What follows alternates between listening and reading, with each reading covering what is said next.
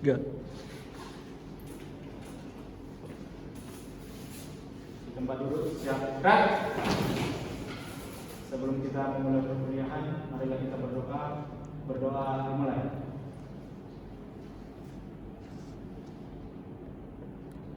Berdoa selesai. Duduk siapkan. Selamat sore, Pak.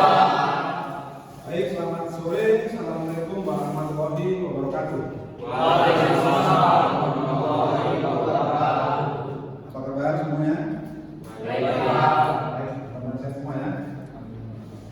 Oke, selamat bertemu kembali. Sekarang di semester 7 ya.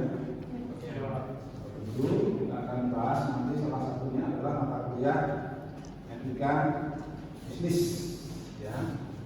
Etika bisnis. Nah, sebelumnya akan saya jelaskan apa itu mata kuliah etika bisnis. Mata kuliah etika bisnis adalah salah satu mata kuliah untuk pengembangan sumber daya manusia, terutama untuk pengembangan aspek hard skill dan soft skill. Ya, mata kuliah ini membahas tentang dasar-dasar etika perusahaan, tanggung jawab manajemen, hubungan antar perusahaan, etika bisnis dalam pengambilan keputusan dan lain sebagainya. Kemudian yang kedua, dari mata kuliah ini kita berharap ada kemampuan yang diharapkan. Yang pertama adalah dari aspek sikap. Ya, diharapkan nanti setelah selesai memperoleh mata kuliah ini dapat menginternalisasi nilai-nilai, norma dan etika publik, kemudian menjunjung tinggi nilai kemanusiaan dalam menjalankan tugas berdasarkan agama, moral dan etika. Yang C, menghargai keanekaragaman budaya, agama dan kepercayaan serta pendapat orang lain atau temuan-temuan karya orang lain.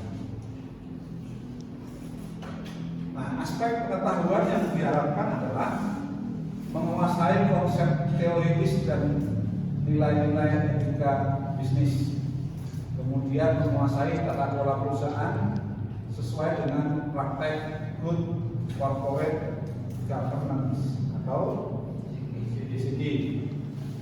Kemudian menguasai konsep komunikasi dan hubungan antar perusahaan, kemudian menguasai konsep komunikasi dan hubungan dengan masyarakat. Nah, ini yang aspek pengetahuan. Lalu kita berharap juga aspek kompetensi umum. Setelah memperoleh mata kuliah ini diharapkan Anda mampu berpikir logis, kritis, sistematis dan inovatif dalam konteks pengembangan atau implementasi ilmu pengetahuan dan teknologi, mampu melakukan supervisi terhadap kinerja karyawan bila suatu saat nanti Anda menduduki jabatan tertentu atau posisi tertentu.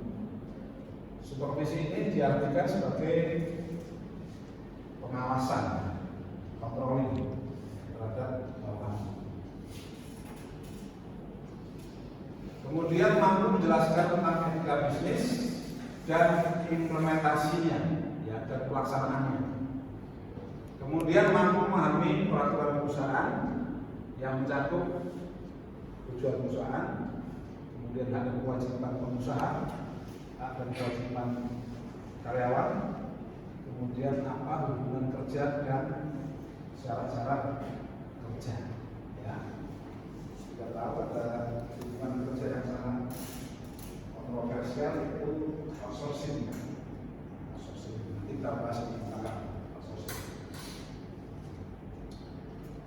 Nah, kemudian kompetensi khusus yang diharapkan adalah mampu menjelaskan tentang pentingnya perilaku dan sikap dalam bisnis, ya, terutama dalam norma sopan santun, norma hukum, norma moral dalam pelaksanaan bisnis industri di perkebunan.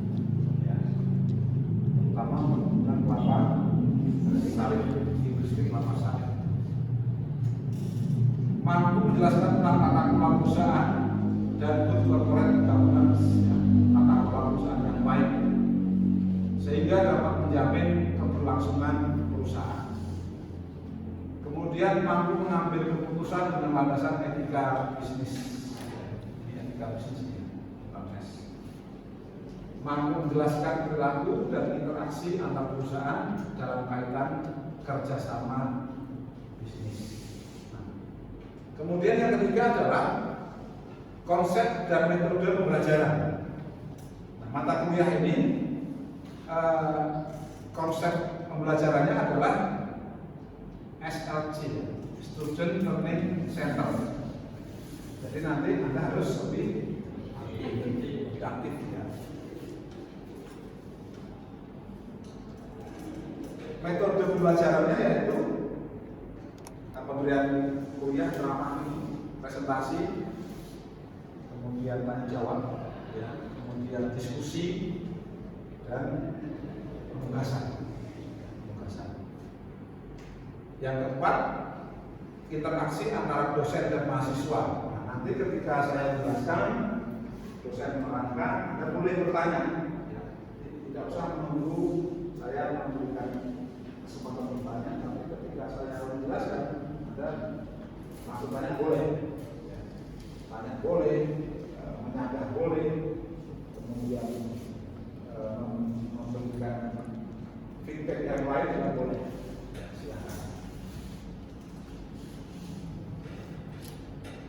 Yang kelima adalah sistem penilaian. Ya. Ini penilaian itu kita lakukan secara objektif. Objektif itu ya apa adanya, sesuai dengan apa yang Anda kerjakan. Tidak karena kamu saudara saya, kamu ponakan saya, maka nilainya saya tambah lain. Tidak, kan? Kita lakukan dengan seobjektif mungkin, ya, itu harus. Nah, nilai itu didapat dari beberapa komponen, yaitu ujian tengah semester. Bobotnya 30%. Nah, kemudian penugasan sebelum UTS ini 10%. Kemudian ujian akhir semester atau UAS 30%. Penugasan sebelum UAS 10%, keaktifan sebelum UAS 10%. Salah satu komponen keaktifan adalah nanti dari kehadiran, ukur dari kehadiran. Jadi misalnya Anda hadir untuk keaktifan, hadir 7 kali misalnya, maka nilainya 100. Kalau hadir 6 kali, nilainya 85.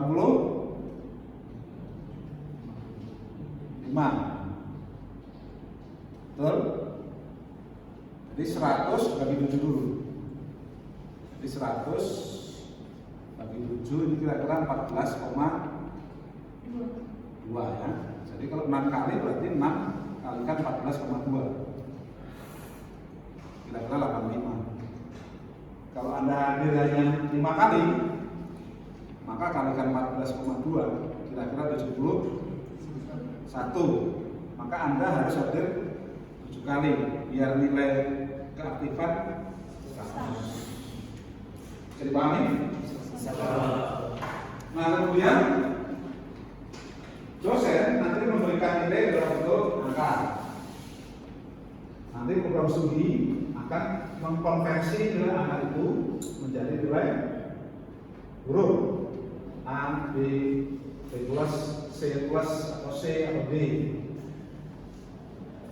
Konversinya sebagai berikut. Jika dari semua nilai ini, ya, UTS sampai UAS ini, tugas-tugas ini, jika nilainya 86 sampai 100, maka nilainya A. Jika 75 sampai 85, nilainya B plus. Jika 66 sampai 74, nilainya B.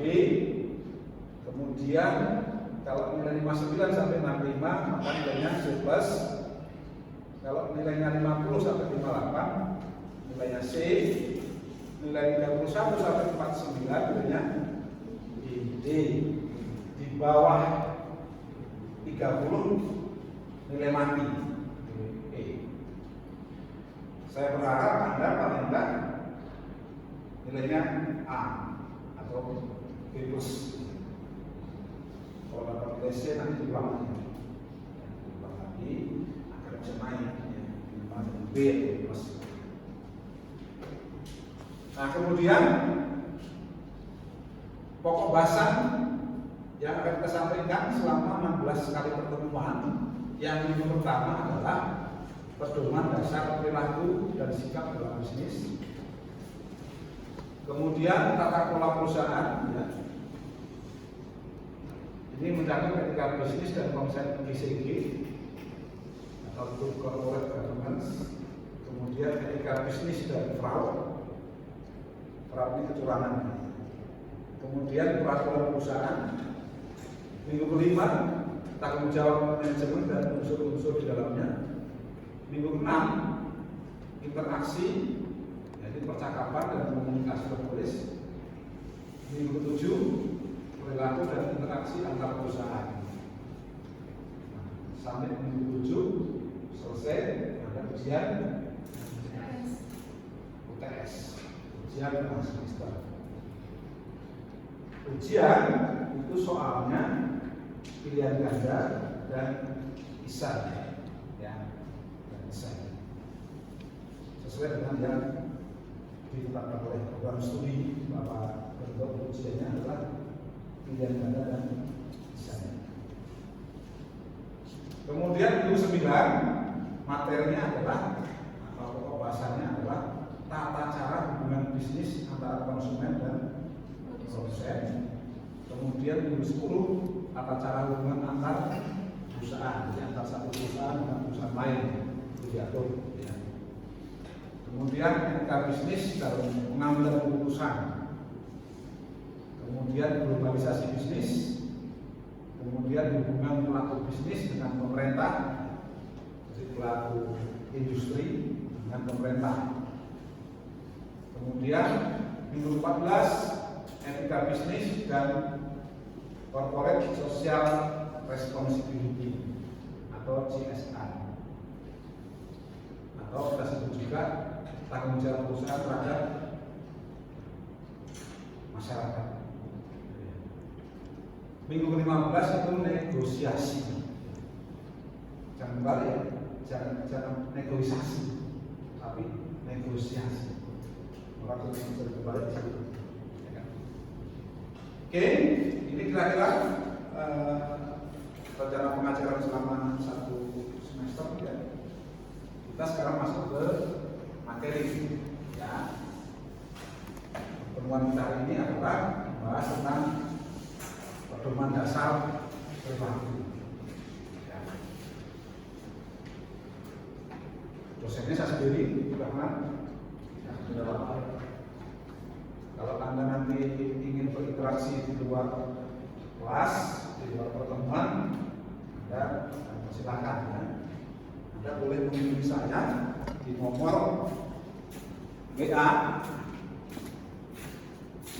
0852 620 38582 atau emailnya pursianto295@gmail.com.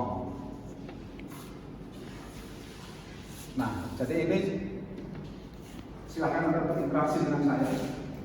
Kalau Anda menemukan di luar jam kuliah, di luar jam kuliah, saya terbuka, silakan.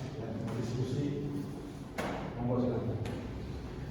Oke, kita ke sumber pembahasan kita hari ini yaitu yang pertama pedoman dasar perilaku, kemudian teori etika, kemudian budaya dan etika bisnis, kemudian pendekatan dalam merumuskan tingkah laku etika bisnis, kemudian yang E, prinsip-prinsip etika bisnis, dan F adalah etika bisnis dalam pandangan agama.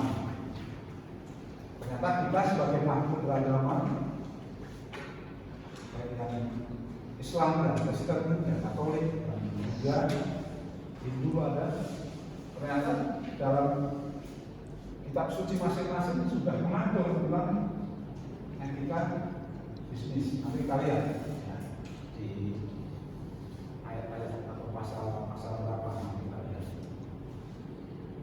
Kita akan bahas dulu tentang pengertian etika. Etika ini berasal dari bahasa Yunani kuno, yaitu ethos. Jamaknya Taeta, berarti atau artinya adat istilahnya atau timbul dari kebiasaan. Etika itu cabang utama filsafat yang mempelajari nilai-nilai atau kualitas yang menjadi studi mengenai standar dan penilaian.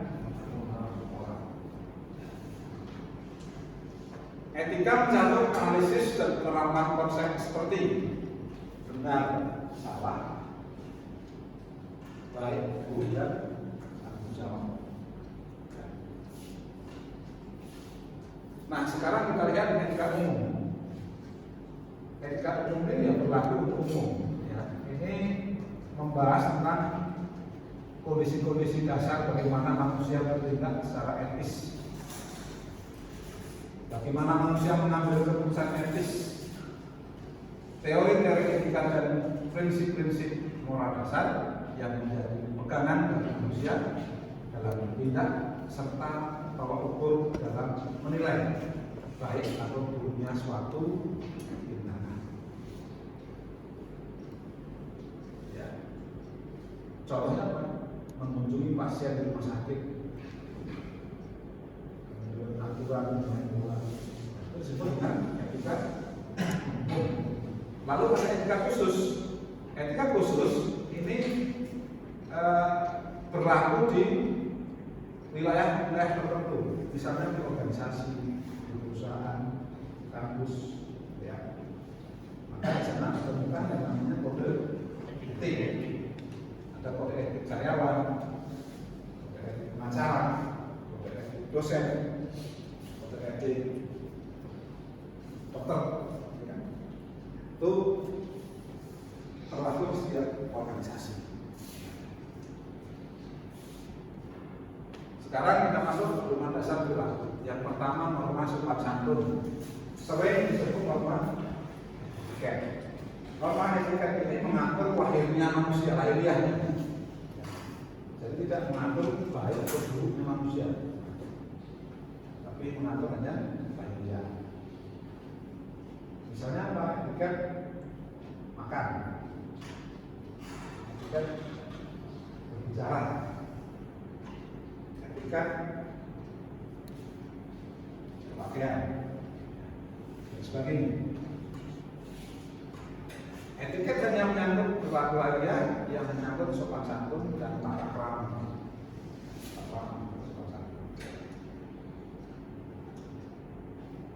Yang kedua norma hukum. Kalau norma hukum itu mengikat semua masyarakat tanpa kecuali. Norma hukum ini berbicara boleh atau tidak. Kalau tidak boleh dilanggar, tentu ada sanksi hukum, ya kan? Hukumnya bisa pidana, bisa pidana itu penjara, kurungan. Kalau perdata denda, dan rugi.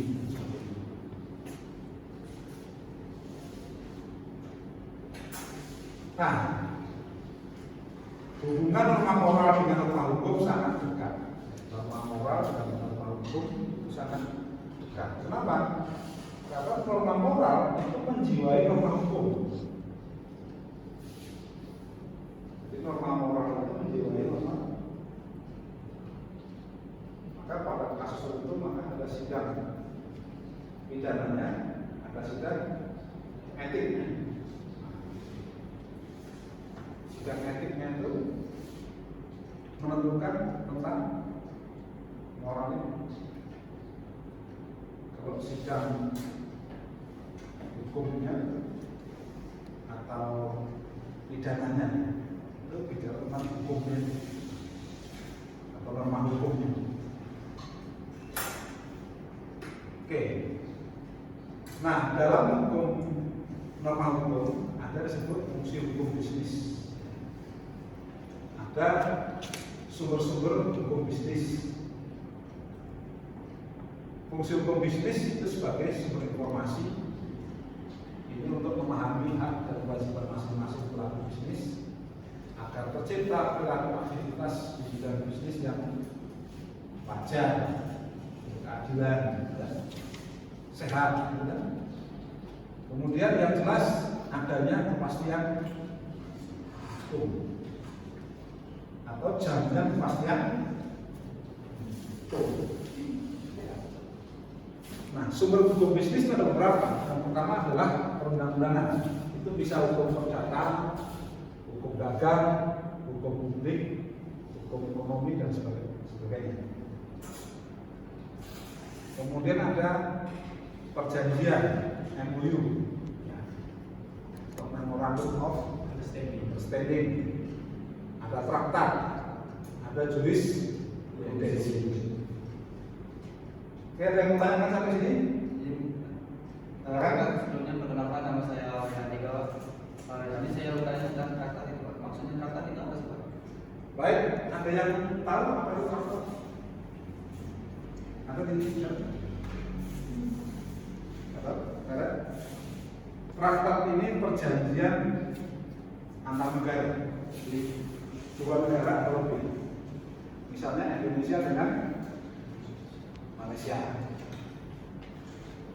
atau Indonesia dengan Singapura, Indonesia dengan Thailand, atau Indonesia, Thailand, Malaysia. Kalau itu negara, dulu ada namanya NTBC, Indonesia, Malaysia, Thailand, Group Region. Jadi ada tiga perkumpulan, Indonesia, Malaysia, Thailand. Jadi singkat MPDC. Nah, itu perjanjian antar ketiga negara ini itu disebut dengan traktat. Ya. Kemudian yang ketiga norma moral. Norma moral itu aturan mengenai sikap dan perilaku manusia. Aspek moral. Ini adalah aturan mengenai baik dan buruk. Baik dan buruk. Kalau orang mencuri baik dan buruk, boleh kan? Tidak. Itu pelanggaran moral sekaligus pelanggaran hukum. Kan? Ada korek itu,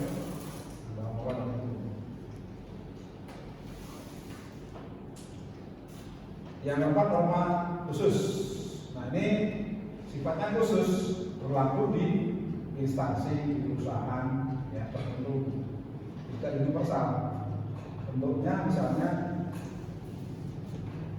kode etik, dosen, mahasiswa, dokter. Nah, seseorang itu akan terikat dengan kode etik itu kalau seseorang itu masih bergabung di tempat itu. Jadi misalnya Anda sebagai mahasiswa, Anda terikat dengan kode etik mahasiswa ISI.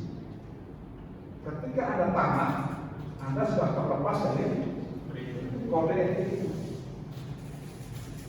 Jadi norma khusus ini berlaku jika seseorang masih bergabung ya, di organisasi atau di perusahaan atau di tempat dia bekerja, sekolah setelah tamat maka dia tidak lagi terikat dengan kode etik. Jadi pahami ya? Kemudian ini perbedaan antara moral, etika, dan hukum. Ya. Kalau moral ini ajaran tentang baik buruk. Ya. Kalau etika itu nilai mengenai benar dan salah yang dianggap suatu golongan di masyarakat. Maka orang makan itu antar satu daerah dengan lain itu bisa beda caranya, ya kan? Dan kita bisa bilang, oh itu nggak sopan, nggak bisa, karena tiap daerah punya kekasan masing-masing. Orang Jawa makan dengan orang Kalor pasti beda, cara makannya beda, orang Batak pasti beda. Nah, ini ada gambar ini. Ada gambar ini etika, ini moral. Nah, irisan ini mengartikan bahwa etika itu sama dengan moral. Dalam irisan ya, ini mengartikan bahwa etika itu sama dengan moral. Ada satu titik temunya antara etika dan moral. Nah, gambar sebelahnya ini etika, ini moral, ini hukum. Nah, gambar ini, irisan ini, titik temu ini menggambarkan bahwa etika itu satu ketika sama dengan hukum, sama dengan moral. Jadi irisan ini menggambarkan.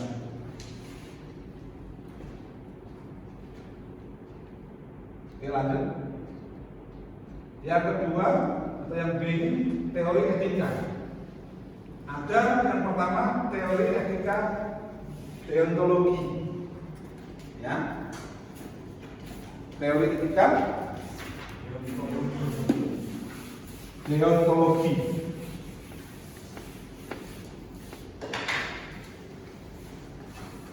Jadi ada yang pertama itu teori etika deontologi. Yang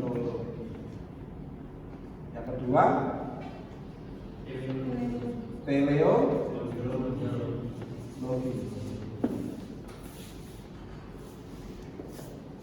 Ini ada yang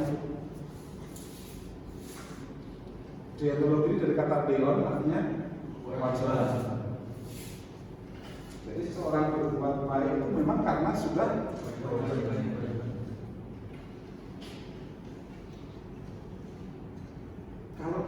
teologi itu berbicara tujuannya baik, tapi caranya jangan kurang baik. Ya, itu beda antara teologi dan ideologi. Ada pertanyaan mau ditanyakan? Silakan. Perkenalkan Pak, nama saya Elvida. Saya ingin bertanya. Elvida. Iya. Dari antara dua teori etika ini, mana yang lebih baik? Maksudnya mana yang lebih baik Pak, antara teori deontologi dan teleologi? Baik, terima kasih. Elvida. Dari dua teori ini mana yang lebih baik? Deontologi ini tujuannya baik, caranya baik.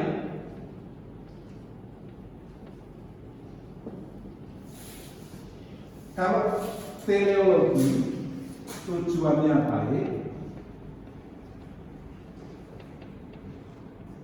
caranya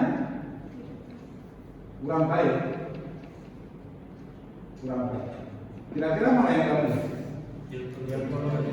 Yang deontologi. Jadi kalau kita mau berbuat baik, ya, maka harus dengan cara yang baik. Kalau Anda mau memberikan sumbangan, maka uangnya harus ada cari dengan cara yang baik. Nah, dulu ada zaman-zaman tahun dulu saya pernah baca satu berita di Solo ada namanya Johnny Indo.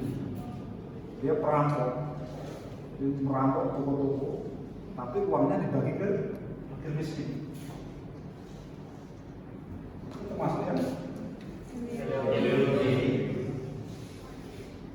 niatnya baik, ya. Niatnya bagus, menolong orang miskin, tapi caranya enggak. Nah, sebaiknya kita caranya baik, tujuannya baik. Oke, kira-kira hari ini itu dulu yang bisa kita sampaikan. Kita ketemu lagi minggu depan. Ya, ada pertanyaan lagi? Sudah. Kalau cukup, kita akhiri sampai di sini. Terima kasih. Selamat sore.